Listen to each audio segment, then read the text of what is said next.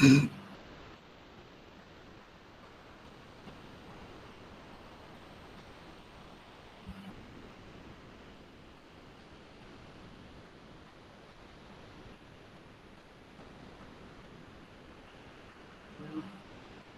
somebody confirm?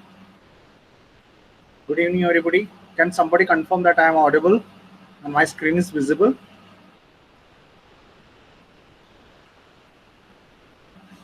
Okay, Arun Mundrete is saying yes. Okay. So,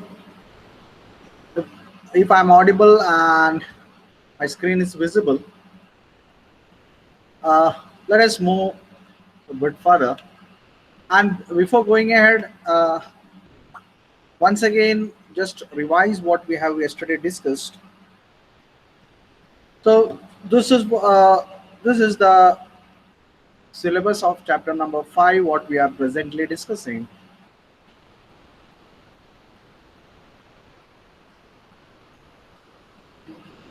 So you can see the points in this particular chapter.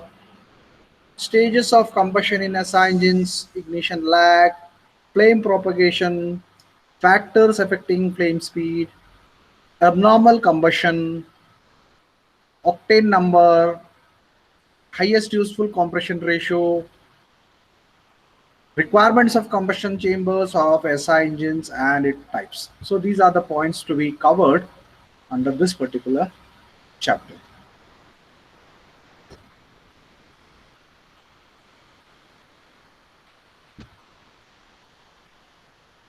Okay, so let us start. And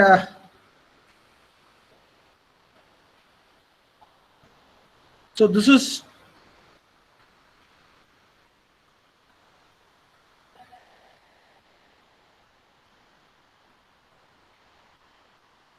the requirements of combustion is, so basically combustion means a hydrocarbon fuel combines with oxygen in the air to form carbon dioxide and water and liberating some amount of heat. Okay, so here you can see CH4, this is the fuel, this is the oxygen in the air, and it is giving carbon dioxide. So C from here, O from here will form carbon dioxide, H from here, O from here will form H2O, and along with that some amount of heat is there. And the requirements of a combustion chamber, as we discussed yesterday, where the presence of a combustible mixture, we require a combustible mixture for combustion to happen. So we require a mixture which is within the inflammability limit and which can be burned. What is the meaning of this?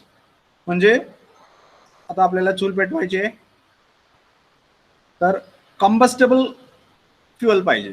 म्हणजे त्या लाकडं पाण्यातनं टाकून आणून ते पाण्यातले लाकडं भिजलेले लाकडं आपण डायरेक्टली चुलीत घातली तर पेटतील का? No, it is not combustible. तर आपल्याला वाळलेले लाकडं पाहिजे. So that is where even though it is a fuel, it has to be combustible. So that was the first point. Some means of initiation of combustion. म्हणजे नुसतं लाकड असून उपयोग नाहीये, पण ते लाकडं पेटवायला काहीतरी एक व्यवस्था पाहिजे. मग आपण काय करतो, एक मोठा कागदाचा बोळा किंवा एक कपडा रॉकेलमध्ये बुडवून ते चुलीमध्ये टाकतो आणि परत त्याला काडी लावतो. म्हणजे काडी लावणारा काउंटर पाहिजे. Flame स्टेबलायझेशन and flame propagation. मग जी काय आग झालेली आहे किंवा जाळ झालेला आहे, त्या आगीला किंवा जाळाला स्टेबलाइज करायला पाहिजे.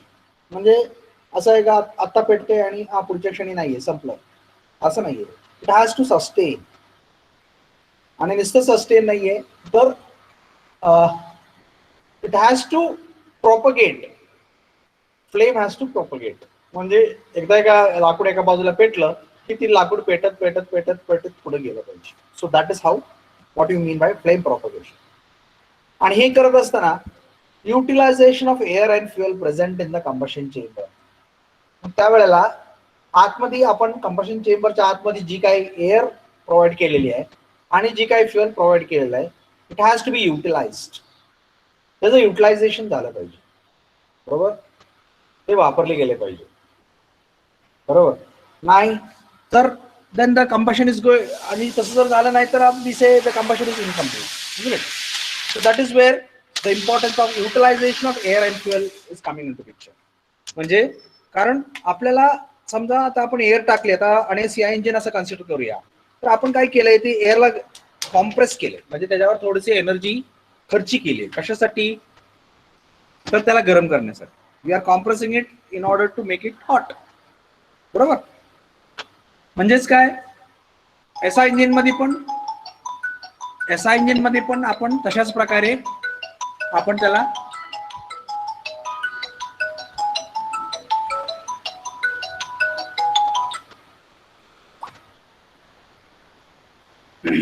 Okay.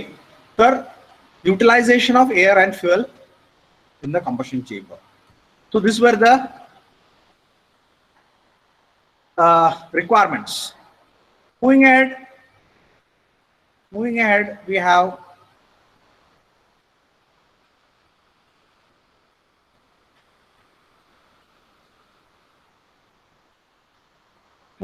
have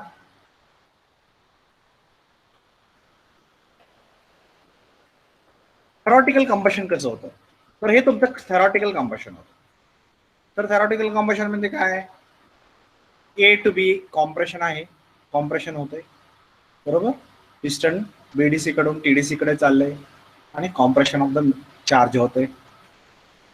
B to C instantaneous combustion आपण काल डिस्कस केलं. We are assuming that the charge is going to burn instantaneously. आणि C to D it is expansion process.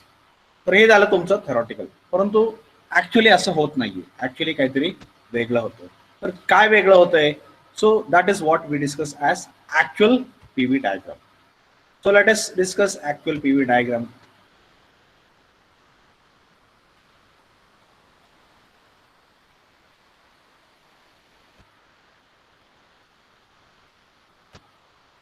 So this was the theoretical combustion, but in actual a spark is ignited some degrees before TDC. इथं आपल्याला spark कुठं होतोय? इथं होतोय B पॉइंटला theoretical मध्ये, म्हणजे at TDC. But in actual spark is ignited some degrees before TDC. याच्या अगोदर कुठेतरी स्पार्क व्हायला पाहिजे actual मध्ये. And combustion happens over a finite interval of time. असं इन्स्टंटेनियस ऍक्च्युअल मध्ये होत नाहीये. कंबशन इन्स्टंटेनियस होत नाहीये. एक फायनाइट इंटरवल ऑफ टाइम लागते, त्याला थोडासा वेळ लागतो. आणि मग त्या वेळेमध्ये काय होणार? क्रँकशाफ्ट फिरणार. So the combustion will cover some degrees of the crankshaft rotation. That is the meaning. म्हणजे असं इथं 0 टाइम मध्ये होणार नाही, बरोबर. तर आपल्याला it will take some amount of time or during the combustion process some degrees of rotation of the crankshaft will happen. Okay, now let us see how the actual combustion happens in SI engine. Actually कसं होतं? तर a homogeneous mixture is provided using carburetor. तर एक homogeneous mixture आपल्याला तयार करून IC combustion चेंबरला provide करावं लागतं. आणि त्याच्यानंतर हे spark plug is use to ignite the mixture. मग आपण काय करणार? त्या मिक्सचरला एक स्पार्क प्लग यूज करून इग्नाइट करणार, बरोबर, इग्नाइट करणार. सो हे spark plug is use to ignite the mixture, बरोबर. अगोदर होमोजिनियस मिक्सचर दिलं आणि त्याला आपण एक स्पार्क प्लग यूज करून एका ठराविक वेळेला त्याला आपण पेटवलं. मग ज्या वेळेला तिथं स्पार्क प्लगच्या जिथं स्पार्क होतो तिथं काय झालं? A nucleus of flame gets converted into a full fledge flame. A nucleus of flame तयार झाली. न्यूक्लियस म्हणजे आपण ॲटमच्या सेंटर पार्टला न्यूक्लियस म्हणतो, बरोबर आहे. तुम्ही फिजिक्स मध्ये शिकला असाल. तर आपलं एक आता इथं आपण काय म्हणतो? एक न्यूक्लियस ऑफ फ्लेम म्हणजे एक छोटासा फ्लेम, त्याला आपण न्यूक्लियस ऑफ फ्लेम म्हणतोय. का न्यूक्लियस म्हणायचं? तिथं ते ओरिजिनेट होतंय म्हणून त्याला न्यूक्लियस म्हणाले. तर न्यूक्लियस ऑफ फ्लेम तयार होते and it gets converted into a full-fledged flame. त्याच्यानंतर एक पूर्ण फ्लेम मध्ये ती कन्वर्ट होते. ती न्यूक्लियस आहे ती फ्लेम मध्ये, आगीमध्ये कन्वर्ट होते. बरोबर.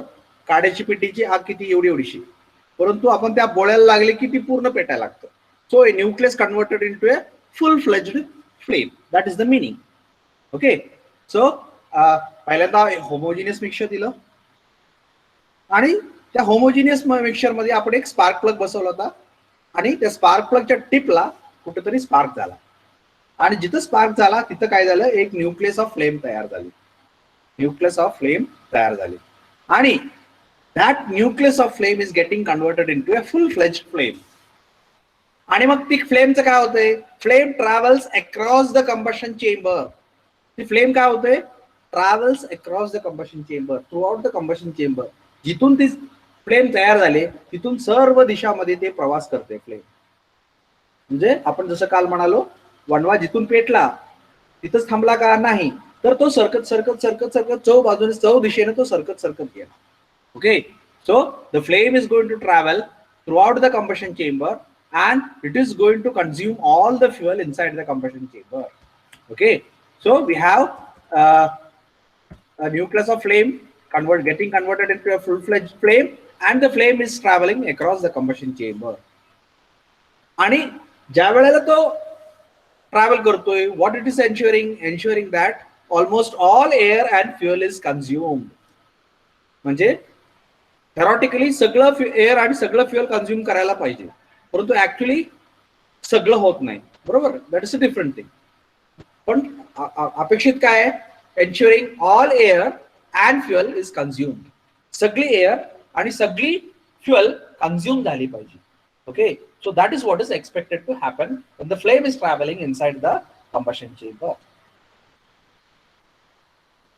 And आता ही जी काही कंबशन होत आहे ती it happens in different stages. बरोबर. तर ही जी काही कंबशन आहे ती वेगळ्या वेगळ्या स्टेजेस मध्ये पार पडते. Okay. So you can see over here the 3 stages. Okay. 1, 2 and 3. आणि पहिल्या स्टेजला आपण काय नाव दिलं, ignition lag.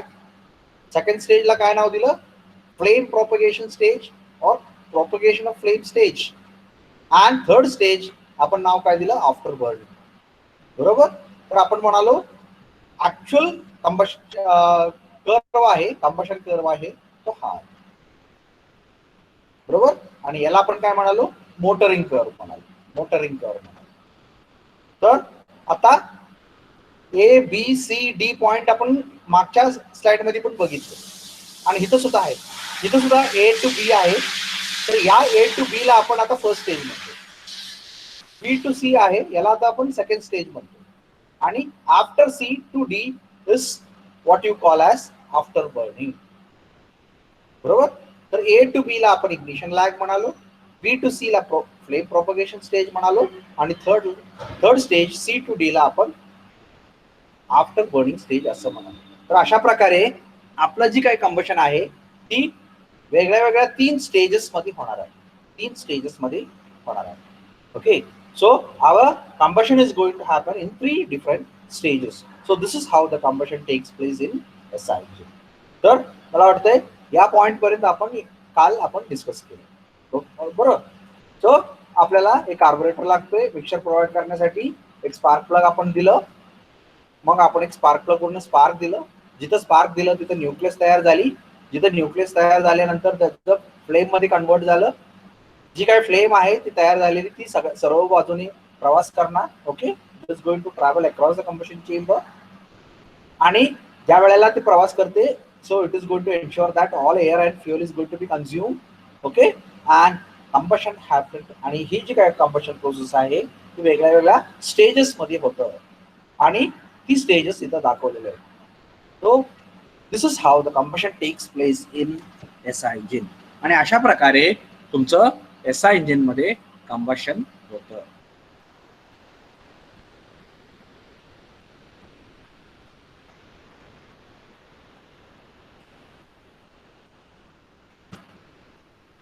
Now stages of combustion. तर आपल्याला आता एक एक स्टेज बघूया. First stage is called as ignition lag. याला फर्स्ट स्टेजला जी इथं फर्स्ट ए टू बी आहे आणि ते 1 मार्क केलेलं आहे, 1 मार्क केलेलं आहे. So that is the ignition lag. बरोबर. ती कुठून स्टार्ट झाली? Point A. Point A. आणि ए पॉइंट काय आहे? Instant of spark. जिथं आपण ज्या क्षणी स्पार्क दिला, ओके, म्हणजे सम डिग्रीज बिफोर टीडीसी, इथं टीडीसी आहे, तर you can see over here around 20 degree. Okay, around 20 degree. तर 20 डिग्री बिफोर टीडीसी आपण स्पार्क दिला, तर त्या क्षणाला आपलं पॉइंट ए म्हणतोय आपण. To instant of noticeable pressure rise B. आणि ज्या क्षणाला बी पॉइंटला आपण काय म्हणतोय? जिथं प्रेशराइज व्हायला चालू झाला. कशामुळं? कंबशनमुळं. म्हणजे ही लाईन आणि ही लाईन वेगळी झाली. ही लाईन काय आहे? कंबशन नसतानाची लाईन, आणि ही कंबशन होतानाची लाईन. आणि ह्याच्यामध्ये फरक काय?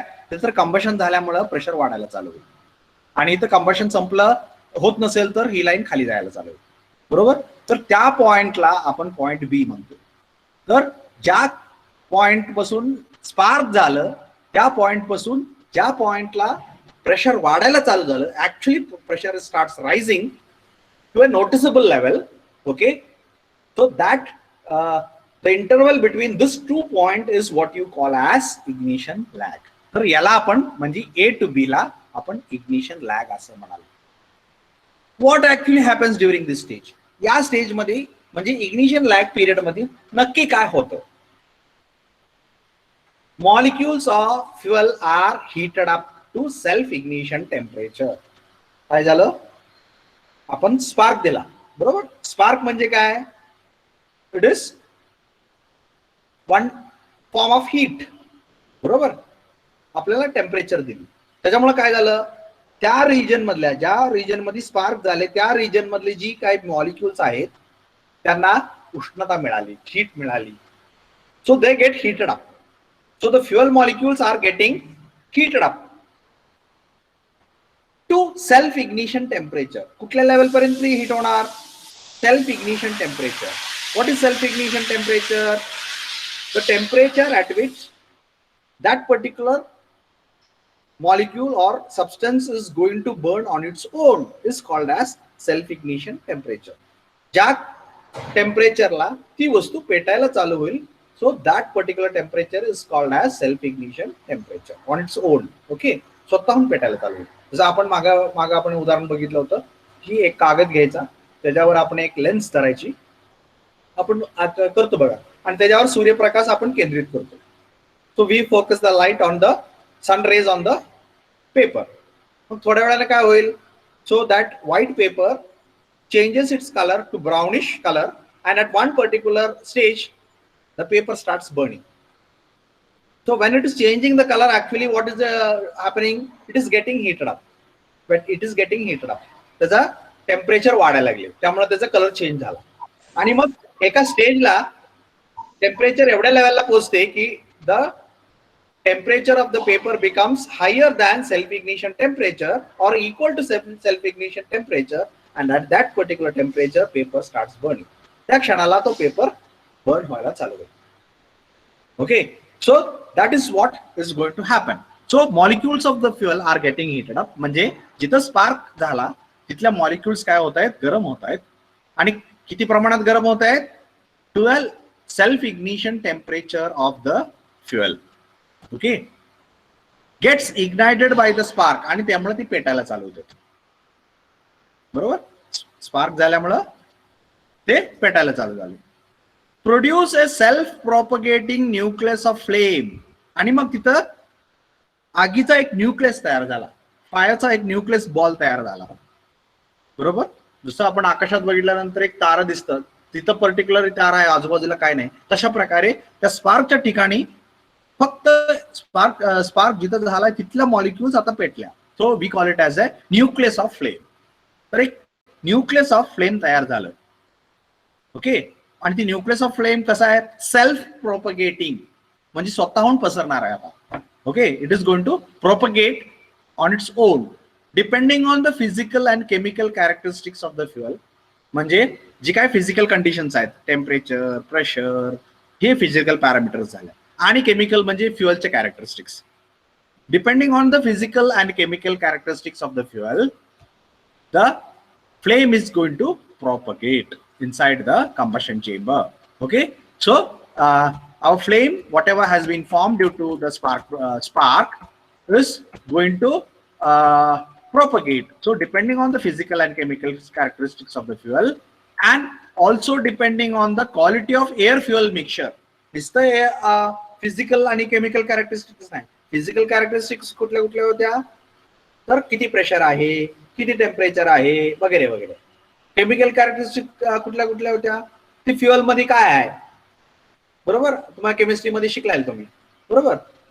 वेगळे वेगळे हायड्रोकार्बन्स असतात, अल्कोहोल्स आहेत, पॅराफिन्स आहेत, नॅफ्थिन्स आहेत, वगैरे वगैरे वगैरे, जी काय आहे. So that is your chemical characteristics. आणि also depending on air fuel mixture. मग कुठल्या स्ट्रेंथचं एअर फ्युअल मिक्सचर झाले, टू रिच झाले का टू लीन झाले, का रिच झाले का लीन झाले का सायचोमेट्रिक झाले. Okay, so the quality of air fuel mixture depending on the physical characteristics, chemical characteristics, and the quality of the mixture produced, the flame is going to propagate inside the combustion chamber. Okay, so that is what is happening in the first stage. Okay, so in the first stage काय काय झालं, first stage मध्ये एक nucleus तयार झाली. कशी nucleus तयार झाली, एक स्पार्क तयार झाला, बरोबर. अगोदर आपलं एअर फ्युअल मिक्सचर होतं, ती आपण कॉम्प्रेशन केलेलं आहे, थोडंसं गरम आहे ऑलरेडी. त्यानंतर आपण एक स्पार्क दिला, बरोबर. स्पार्क दिल्यामुळे काय झालं, त्या रिजन मध्ये जी काय मिक्सचर आहे ती गरम झालं. Okay, it starts getting heated up. Okay, and it gets converted into a nucleus of flame. Okay, nucleus of flame. And this particular process, all this particular formation of a nucleus of a flame, okay, and it is about to start propagation. आता ती त्याचा प्रवास चालू करणार आहे. Flame is going to propagate, बरोबर. आतापर्यंत जे काय झालं त्याच्यामुळे प्रेशर वाढलेलं नाही, कारण आतापर्यंत थोडंसं फ्युअल जळालं का तर जळालं, परंतु प्रेशर वाढला का नाही वाढलं. का नाही वाढला, कारण जी काय प्रेशर ही उष्णता तयार होईल, whatever amount of heat is going to produce by the small amount of molecules burning around the nucleus, sorry spark plug. Spark प्लगच्या त्या रिजन मध्ये जी काय मॉलिक्युल्स बर्न झाले त्याच्यामुळं झालेली तयार झालेली हीट आहे ती शेजारच्या मॉलिक्युल्सने ऍब्झॉर्ब केली आणि ते सुद्धा पेटायला लागले, परंतु नेट अमाऊंट ऑफ हीट वाढली नाही, त्यामुळे प्रेशर वाढला नाही. मग त्यामुळे प्रेशर वाढला नाही आणि आतापर्यंत त्यानं प्रवास चालू केलेला नाही. फक्त काय चालू झालं, एक मॉलिक्यूल बर्न झाली, ती शेजारची मॉलिक्यूलला पेटवायला चालू झाली. Okay, so that is how you have from A to B your ignition lag. A point काय होती, इन्स्टंट ऑफ स्पार्क होतं, आणि बी पॉइंट काय होते, the point where noticeable rise in the pressure is going to happen inside the combustion chamber, okay, due to actual combustion happening. Okay, so हा होता ignition lag period, म्हणजे first stage of combustion.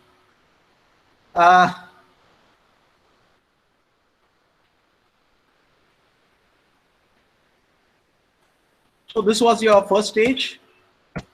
Now moving to second stage. So 1 minute. Second stage of combustion. So in the second stage of combustion, is called as flame propagation stage. Flame propagation stage, बरोबर. आपण इथे लिहिले बघा, flame propagation stage. Okay, या स्टेजचं नाव आहे. कुठलं point, B to C. B point कुठली होती, instant of noticeable rise in the pressure. ज्या पॉइंटला कंबशन कर डिपार्टेड फ्रॉम मोटरिंग कर, किंवा ज्या पॉइंटला noticeable pressure rise was observed in the combustion chamber, this point B. and to point C. What is point C? Instant of peak pressure, जिथं maximum pressure तयार झाला, so that is the point C. मग B point पासून C point पर्यंत जी काही आपला interval आहे त्या इंटरवलला आपण नाव दिलं flame propagation stage. Flame propagation stage. What actually happens during this particular stage? या स्टेज मध्ये नक्की काय होतंय, combustion curve departs from motoring curve. Combustion curve काय होतोय, त्याचा मार्ग बदलतोय. आतापर्यंत कंबशन कर्व आणि होता का? होता. मोटरिंग कर्व होता का? होता. कारण ए ला आपल्याला स्पार्क दिलाय म्हणजे इथून पण पेटत होतं, म्हणजे कंबशन कर्व होता, परंतु त्याचा परिणाम आपल्याला दिसत नव्हता. आता नोटिसेबल प्रेशर राईज आपल्याला मिळालं इथं कुठं? पॉइंट बी. मग तिथून पुढं या कंबशन कर्वचा प्रवास वेगळ्या दिशेनं होतोय. कशापासून? मोटरिंग कर्व पासून. सो कंबशन कर्व डिपार्ट्स, वेगळा मार्ग पत्करतोय from motoring curve. From motoring curve ही या दिशेनं जाते, हा या दिशेनं जात होता. Nucleus ट्रान्सफॉर्म्स into a full fledge flame front. ती न्यूक्लियस होती ती आता काय? पूर्ण एक फुल फ्लेज फ्लेम मध्ये, आगीमध्ये तयार झाले, कन्वर्ट झालेले. आणि ती आग जी आहे, flame front travels across the combustion chamber. आणि ती फ्लेम फ्रंट आहे, that is going to travel across the combustion chamber. Combustion chamber मधून प्रवास करणार आहे. कुठून? जिथून फ्लेम तयार झाली तिथून सर्व दिशांमध्ये, सर्व दिशा, all directions. Okay. Almost all fuel is burn during this stage. जवळजवळ सर्व फ्युअल मॉलिक्युल्स या स्टेजमध्ये बर्न होतात असं अपेक्षित आहे. ओके, होणं अपेक्षित आहे. कुठल्या स्टेजमध्ये? B to C. या सेकंड स्टेजमध्ये जवळजवळ सगळं फ्लेम आपल्याला बर्न होणं अपेक्षित आहे. Rate of pressure rise is proportional to rate of heat release. जी काय प्रेशर राईज आहे that is proportional to heat release. म्हणजे जेवढ्या प्रमाणात आपल्याला हीट रिलीज पाहिजे, हीट रिलीज पॅटर्न जशा प्रकारचं पाहिजे, म्हणजे जेवढ्या प्रमाणात आतमध्ये हीट तयार व्हायला पाहिजे तेवढ्या प्रमाणात आपल्याला प्रेशर राईज दिसले पाहिजे. कारण pressure rise is proportional to rate of heat release. Okay. तर ends when maximum pressure is attained. आणि ही स्टेज कधी एंड होणार आहे? when maximum pressure is attained. ज्या वेळेला मॅक्झिमम प्रेशर आपल्याला मिळेल त्या वेळेला हा स्टेज संपेल. म्हणजे ज्या वेळेला ऑलमोस्ट सगळं फ्युअल कन्झ्युम होईल. Okay. at that particular instant this particular interval is going to end. So this is flame propagation stage in SI engine combustion. तर या स्टेजला नाव काय आहे? Flame propagation stage. ओके. तर फ्लेम प्रोपगेशन स्टेज मधून काय होतंय? Flame is travelling from one end of the combustion chamber where it is produced, that is nearer to the spark plug, and that flame is going to travel across the combustion chamber, consuming all the air and the fuel mixture in its path, thereby converting it into heat, which results in increase in pressure. And when almost all fuel is being consumed, we can say maximum pressure is reached. So the second stage starts from when the noticeable pressure rises happening inside the combustion chamber, that is point B, to point C, which indicates the maximum pressure points. Okay. ज्या पॉइंटला pressure वाढायला चालू झाला तिथपासून ते maximum pressure point C पर्यंत, म्हणजे बी ला pressure वाढायला चालू झाला आणि सी ला मॅक्झिमम प्रेशर मिळाला. So the interval between B and C is what you call as flame propagation stage. त्याला आपण flame propagation stage असं नाव दिलं. So that was about the flame propagation stage. Now moving ahead, stages of combustion after burning, third stage. कुठली stage आहे? Third stage. त्याचं नाव काय आहे? After burning stage. नावच आहे आफ्टर बर्निंग. बरोबर, नावच आहे आफ्टर बर्निंग. म्हणजे ऍक्च्युअल बर्निंग झाल्यानंतर जी काय बर्निंग होते त्याला आफ्टर बर्निंग म्हणायचं. बरोबर. जसं काय मी सांगितलं काल आपण डिस्कस केलं तसं, काय भांडण झाल्यानंतर एखाद्याला लय होकी ती बघा, हे सोड रे मला, मी बघतोच त्याला म्हणणारे अशी लोक असतात. बरोबर. सगळं जिकडे तिकडे झाले असते मग ह्याला ओके येते. कदाचित ते नुसतं नाटक पण करत असतात. Okay, so that is what you call as after burning stage. आणि ती कुठून स्टार्ट होते? Instant of peak pressure point, that is C पासून स्टार्ट होते अँड ऑनवर्ड्स इथून पुढे ती कंटिन्यू होते. मग ती कधी बर्न होईल त्यावेळेला? Approximately at D. म्हणजे अपेक्षित आहे की डी पर्यंत ती कंप्लीट होईल, जे काय राहिलं ते सगळं बर्न होईल. ओके, तर काय अपेक्षित आहे इथं? What actually happens during the stage? Unburned mixture in dead pockets burn. Dead pocket.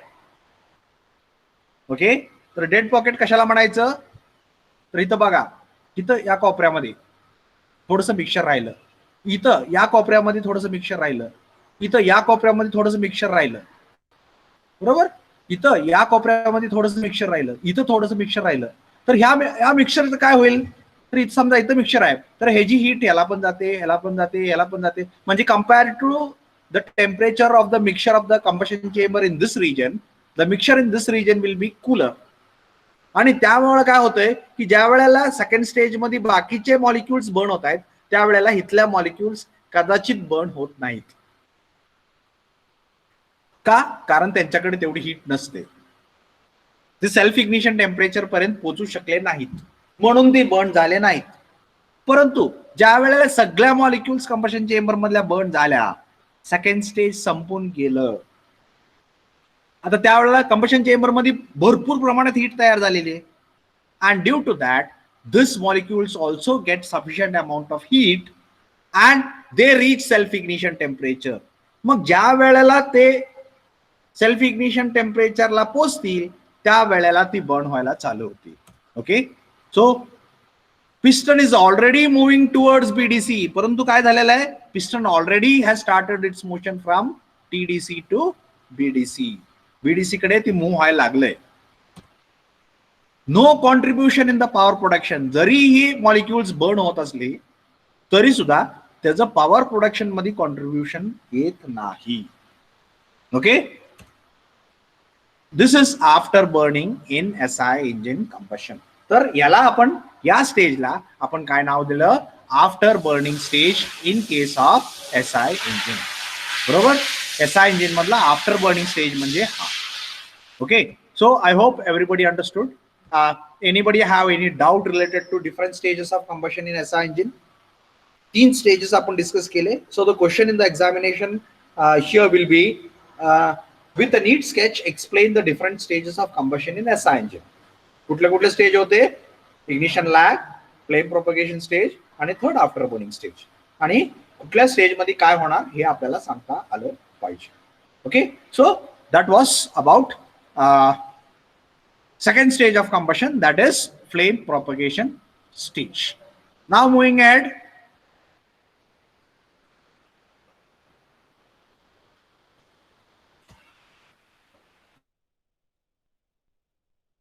पण आतापर्यंत काय काय डिस्कस केलं? Stages in combustion SI engine, ignition lag, flame propagation आणि काल आपण डिस्कस केलं factors affecting flame speed. Okay, तर फॅक्टर्स कुठले कुठले होते? So yesterday we have discussed some factors. Yes, so air fuel ratio, compression ratio, load on engine, turbulence inside the combustion chamber and the engine speed. Okay, these were the factors which was affecting the flame propagation velocity. म्हणजे flame जे काय move होते, बरोबर. तर आता समजा एकदम शांत वारा नाहीये, काय नाही, शांत ऍटमॉस्फिअर आहे आणि वणवा लागलेला आहे, तर ती वणवा हळूहळू हळूहळू सरकत जाईल. परंतु तीच जर वारा असेल तर त्या वाऱ्याच्या दिशेनं ते वणवा फास्ट मध्ये सरकत जाईल. तसं ही जी काही फ्लेम प्रोपगेट होणार आहे कंबशन चेंबर मध्ये, तर त्याला कुठल्या कुठल्या पॅरामीटर्स मुळे इफेक्ट होतोय? तर first air fuel ratio. Air fuel ratio जर प्रॉपर होत असेल कंबशन चेंबर मध्ये, तर that is going to help in easy motion of the faster motion of the flame inside the combustion chamber. बरोबर, म्हणजे टू रिच असेल किंवा to लीन असेल तर द फ्लेमची वेलॉसिटी कमी असेल. जर स्टायचोमेट्रिकच्या जवळपास असेल, then that mixture will be able to move fastly. That mixture okay. Then compression ratio, आपण काय म्हणालो, ज्या कुठल्या गोष्टीमुळे टर्ब्युलन्स वाढतंय त्या सगळ्या गोष्टीमुळे काय होतंय, फ्लेम वेलॉसिटी वाढते. टर्ब्युलन्स म्हणजे काय, डिस्टर्बन्स. डिस्टर्बन्स म्हणजे काय, मिक्सिंग. मिक्सिंग म्हणजे काय, चांगला एअर फ्युएल रेशो. चांगला एअर फ्युएल रेशो म्हणजे काय, चांगलं कंबशन. चांगलं कंबशन झालं तर फ्लेम फास्ट मूव्ह होणार. मग ज्या कशामुळे टर्ब्युलन्स तयार होणार आहे त्या सगळ्या गोष्टी is going to help in moving the flame faster in case of SI engine. मग तसंच कॉम्प्रेशन रेशो काय झाल्यामुळे काय झालं, प्रेशर वाढला. प्रेशर वाढल्यामुळे टर्ब्युलन्स वाढला. टर्ब्युलन्स वाढल्यामुळे मिक्सिंग वाढलं. मिक्सिंग वाढल्यामुळे कंबशन वाढलं. कंबशन वाढल्यामुळे फ्लेम वेलॉसिटी वाढली. तसंच load on the engine increasing again, as the load increases it is expected that the flame velocity is going to increase. Then engine speed, engine speed जसं वाढलं तसं suction वाढलं. Suction वाढलं तसं more mixture is going to come into the combustion chamber. बरोबर, more mixture is going to come into the combustion chamber. More mixture means density of the mixture charge is going to increase. When density of the charge is going to increase, pressure is going to increase. When pressure is going to increase, turbulence is going to increase. When turbulence is going to increase, mixing is going to increase. Mixing is going to increase, combustion is going to better. And when combustion is going to be better, flame velocity is going to be higher. तर अशा प्रकारे ह्या सर्व parameters will help in ensuring that the combustion is going to be affected by these many parameters. Okay, so that was, I think, yesterday we have discussed. So we have discussed up to factors affecting flame speed. Now let us move on to abnormal combustion in SI engine.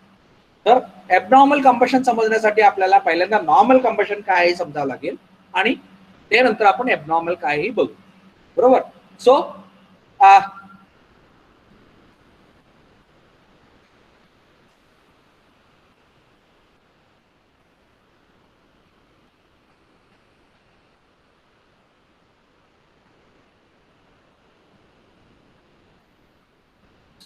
we have what is combustion. आपण बघितलं, एक fuel oxygen मिळाली, react होते, carbon dioxide आणि water form होते, liberate heat म्हणजेच CH4. आपण equation demonstrate केलं. रिक्वायरमेंट्स, एक कंबस्टेबल मिक्सचर पाहिजे होते. ती कशी पाहिजे होती, इनफ्लेमेबिलिटी लिमिटमध्ये. कंबशन इनिशिएशनसाठी एक आपल्याला काहीतरी साधन हवं होतं. आपण ते काय कसं केलं, स्पार्क प्लगच्या स्वरूपात दिलं. फ्लेम प्रोपगेशन हवं होतं. मग ते जर फ्लेम प्रोपगेशन चांगलं पाहिजे असेल तर आपल्याला कंबशन चेंबरची डिझाईन व्यवस्थित करायला पाहिजे. आणि utilisation of air and fuel present in the combustion chamber हे जर व्हायचं असेल, proper flame velocity and combustion chamber design, या दोन गोष्टी चांगल्या केल्या. कुठली, फ्लेम वेलॉसिटी योग्य प्रमाणात दिली, खूप जास्त पण नाही आणि खूप कमी पण नाही. खूप कमी आहे म्हणजे हळूहळू हळूहळू पेटत जातो. खूप जास्त आहे म्हणजे अचानक पेटत गेलं. मग कुठली मॉलिक्यूल पेटली, कुठली मॉलिक्यूल पेटली नाही, काय काही माहित नाही. Okay, so something like that happens. So we want a controlled rate of combustion as per design. म्हणजे आपण जे काही डिझाईन मध्ये फ्लेम वेलॉसिटी एक्सपेक्टेड आहे त्या पद्धतीनं फ्लेम वेलॉसिटी आपल्याला मिळाली पाहिजे. ओके, आणि आपण असं आत्ताच आपण डिस्कस केलं कुठल्या कुठल्या parameters are going to affect. Compression ratio, load on engine, speed of engine, बरोबर, turbulence inside the combustion chamber, air fuel ratio, बरोबर. परत आपण असं पण म्हणालो की काय मिक्सचर लीन आहे का रिच आहे, बरोबर. फ्युएलच्या प्रॉपर्टीज काय आहेत, फिजिकल प्रॉपर्टीज काय आहेत, म्हणजे प्रेशर किती आहे, टेम्परेचर किती आहे, केमिकल प्रॉपर्टीज कशा आहेत. Okay, so all this things are going to decide that is flame velocity. मग प्रॉपर फ्लेम वेलॉसिटी पाहिजे आणि कंबशन चेंबरचं डिझाईन जर व्यवस्थित असेल, then we can ensure that proper utilisation of air and fuel is going to happen inside the combustion chamber. How normal combustion happens. Normal combustion मध्ये आपल्याला काय काय होतं, तर हे homogeneous mixture is burned in a controlled manner.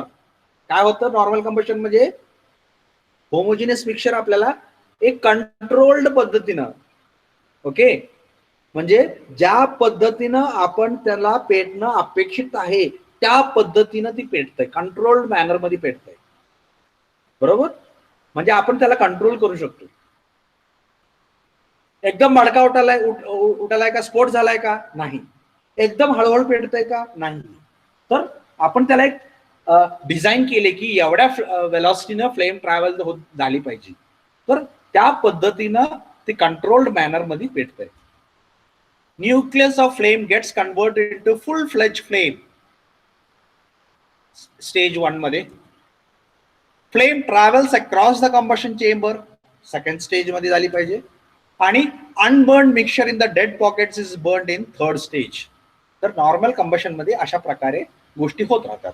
काय काय होतं इथं, न्यूक्लियसचं कन्व्हर्जन फ्लेम मध्ये झालं पहिल्या स्टेज मध्ये. सेकंड स्टेज मध्ये फ्लेम ट्रॅव्हल झाली सर्व बाजूला आणि ऑलमोस्ट सगळं फ्युएल कन्झ्युम झालं.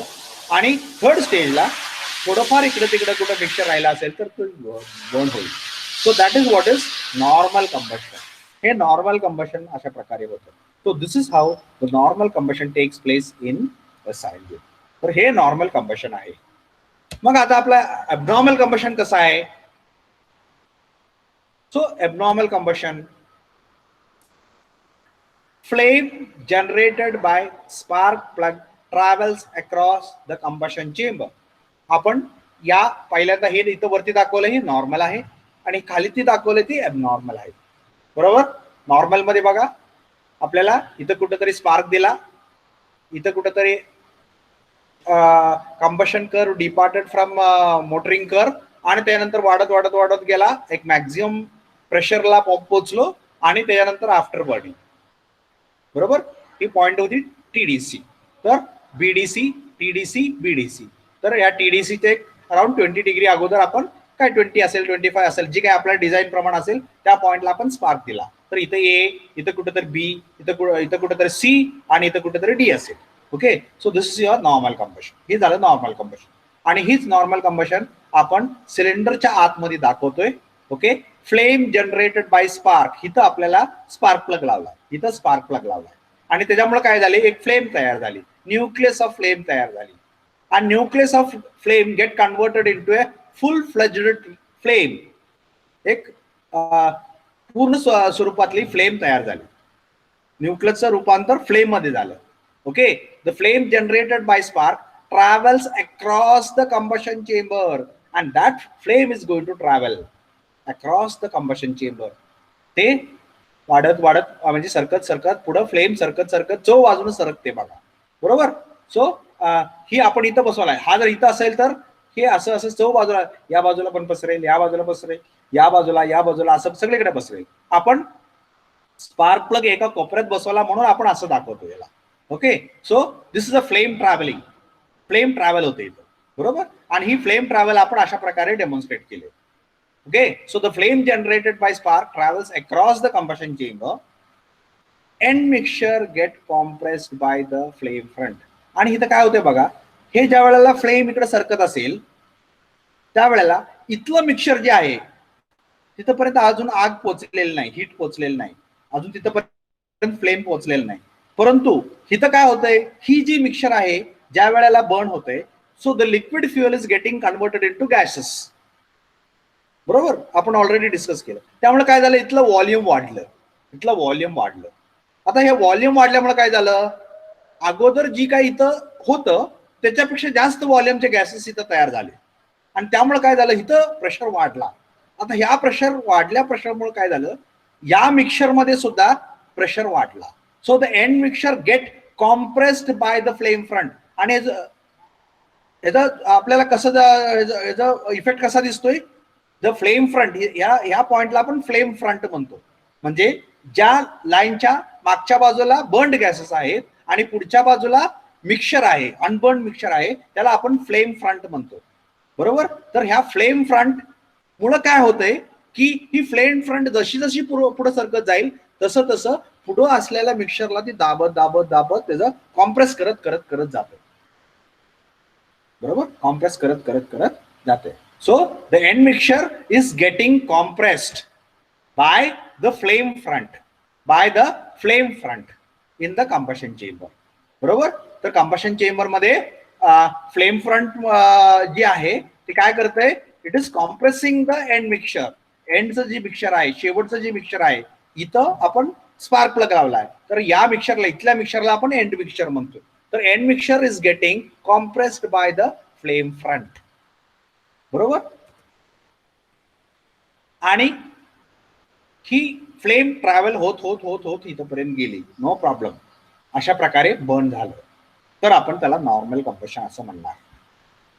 बरोबर.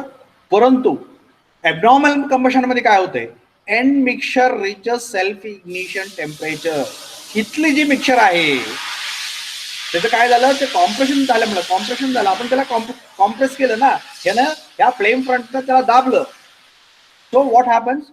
The mixture here is getting compressed, and we know as the compression increases, the temperature goes on increasing. So as the end mixture is getting more and more compressed, its temperature is going to increase, and the end mixture reaches self ignition temperature. आता काय झालं, pressure वाढल्यामुळं end मिक्सचरचं temperature कुठेपर्यंत पोहोचलं, self ignition temperature. Mixture completes delay period. तर delay period म्हणजे आपण ignition lag किंवा ignition जी म्हणालो ती पिरियड, सुरुवातीची पिरियड आहे प्रिपरेशन स्टेजला, इग्निशन डिले पिरियड म्हणतो. ती पिरियड कंप्लीट झाली आणि new flame is developed in the end mixture. इथं काय झालं, एक नवीन फ्लेम तयार झाली. ही एक फ्लेम आता इकडं प्रवास करते आणि दुसरी फ्लेम आता इथं तयार झाली. Okay. New flame starts travelling in the opposite direction. This flame, आता ही जे नवीन जी काही फ्लेम तयार झाली, that travels in the opposite direction. Two flames collide with each other, producing huge noise.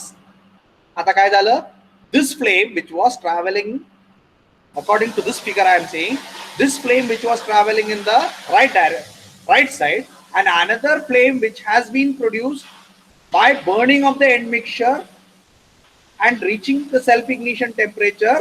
Okay, it has started burning, a new flame is formed over here, and that is going to travel in the left direction. So one flame is traveling in the right direction, another flame is traveling in the left direction, and the two flames collide with each other, producing huge noise. काय होते, दोन flame काय होते, they are colliding with each other, they are colliding with each other, producing huge noise. This is what we call as abnormal combustion in SI engine. तर याला आपण abnormal combustion in SI engine असं म्हणतो. So that was abnormal combustion in SI engine. So I hope आता 3:30 वाज, yes, some more time is there. Okay, yes. So this was abnormal combustion. तर abnormal combustion म्हणजे काय, अजून एकदा आपण डिस्कस करूया. ॲबनॉर्मल कंबशन म्हणजे काय, तर काय झालं, नॉर्मल कंबशन म्हणजे इथे एक फ्लेम तयार झाली आणि ती फ्लेम सरकत सरकत सरकत सरकत सरकत पुढे गेली आणि जात असताना सगळं गिळंकृत करते, सगळं मिक्सरला पेटवते, जाते, पेटत पेटवत पेटवत पेटवत पेटवत एंड पर्यंत पोचली, काही प्रॉब्लेम नाही, आपला असा कर मिळाला. बरोबर. परंतु ॲबनॉर्मल कंबशन मध्ये काय होतंय, हे पेटत पेटत पुढे जात असताना इथलं प्रेशर वाढलं. आता इथलं प्रेशर वाढलं म्हणजे की फ्लेम फ्रंट काय करते, इनडायरेक्टली या त्याच्या पुढच्या बाजूचं जी काही मिक्सचर आहे, इथं जी हॅश दाखवलंय ती मिक्सचर आहे, तर त्या मिक्सचरला काय करते, कॉम्प्रेस कॉम्प्रेस करत करत करत करत नेते. आणि जसं कॉम्प्रेशन होईल त्या मिक्सचरचं तसं त्याची टेम्परेचर वाढत वाढत जाते. मग आता जशी टेम्परेचर इथं वाढत जाईल तसं काय होईल, आणि जर टेम्परेचर सेल्फ इग्निशन टेम्परेचरला पोहोचली, बरोबर, आपण मागे डिस्कस केलं तर बघा, nucleus of flame is formed, आणि न्यूक्लियस फॉर्म नुसतं होऊन उपयोग नाहीये, तर आपल्याला एक इग्निशन डिले पिरियड सुद्धा किंवा इग्निशन लॅग पिरियड सुद्धा कव्हर करणं अपेक्षित आहे. म्हणजे ते नियरबाय मॉलिक्युल्सला पेटवून एक फ्लेम तयार होणं, त्या पिरियडला आपण इग्निशन लॅग पिरियड म्हणतो. तर अशा प्रकारे आपण इथं जर आपल्याला सफिशियंट वेळ दिला जेणेकरून इथं जी काय फ्लेम तयार झाली, इथं काय सुरुवातीला थोडीशी हीट तयार झाली, सेल्फ इग्निशन टेम्परेचरला मिक्सर पोचलं आणि त्याचं रूपांतर फ्लेम मध्ये झालं, न्यूक्लियस ऑफ फ्लेम मध्ये झालं आणि त्याचं जर समजा फुल फ्लेज फ्लेम मध्ये झालं तर एक फ्लेम इकडं प्रवास करायला लागली, दुसरी फ्लेम इकडे प्रवास करायला झाले आणि the two flames are going to collide with each other with a huge noise, and this is what you call as abnormal combustion. तर याला काय म्हणायचं? Abnormal combustion असं म्हणायचं. So I hope everybody understood what is normal combustion and what is abnormal combustion. Abnormal combustion म्हणजे काय झालं? N मिक्सचरला दाबल्यामुळं, बरोबर, एवढ्या प्रमाणात तो दाबला गेला की तो स्फोट झाला थोडक्यात एन मिक्सचरचा आणि तिकडून एक नवीन फ्लेम तयार झाली, बरोबर. म्हणजे इकडून एक फ्लेम चालले आणि तिकडून एक फ्लेम आली आणि ह्या दोन फ्लेम एकामेकावर आदळल्या, प्रोड्युसिंग ह्यूज नॉइज, आणि आपण त्याला काय म्हणतो? नॉकिंग किंवा abnormal combustion in SI engine असं म्हणतो. So I hope everybody has understood what is normal combustion and what is abnormal combustion. Okay, so I think it is time up. So if you understood up to normal combustion, we will in the next lecture we will start again with abnormal combustion. Okay, up to that if you understood, you can mark your attendance and you may leave. Pratik, any problem? Pratik, any problem? Roll number 44. Okay, so those who understood may leave by marking their attendance in the chat box. Up to that normal combustion, if you have any doubts, please ask.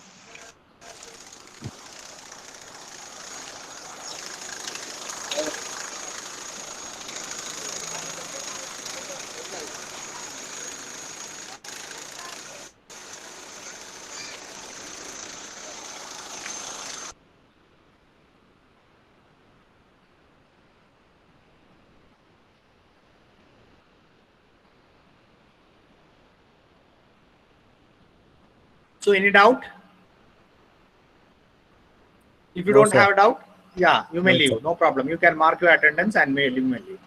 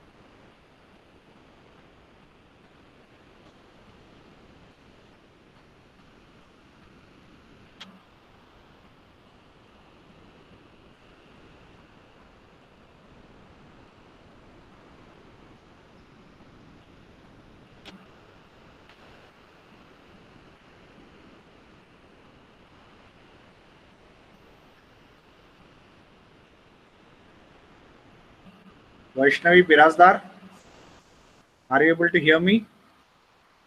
Vaishnavi? Vaishnavi Birazdar?